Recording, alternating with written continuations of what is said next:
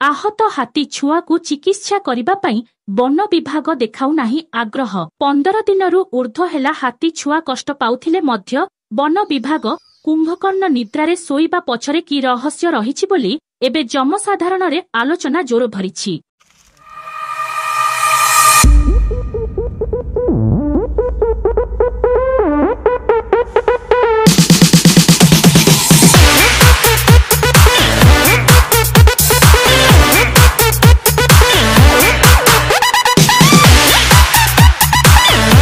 Champua range उखुंडा वनांचल रे 30 टिकिया हाथीपल रहिछंती। एही हाथी मानंक मध्यरु 7टी छुआ हाथी रहिछंती। सेमानंक मध्यरु गोटाए हाथी छुआर गोड़ रे आघात लागिथिबारु से भल भाबरे चढ़ाबुला करि पारु नाही। हाथी छुआटी कष्ट पाउथिबा दृश्य वन विभाग देखि मध्य न देखिला परि रहिबा पछरे की कारण रहिछि बोली एबे जनसाधारण प्रश्न उठाइछंती। हाथी भल भाबरे चला बुला करि पारु नथिबारु हाथी माने पछरु ठेली ठेली नेउथिबा देखिबाकु मिलुछि। आहत हाथी छुआ को तुरंत चिकित्सा करिबा दिगरे वन विभाग पदक्षेप नेबाकु दाबी हेउछि।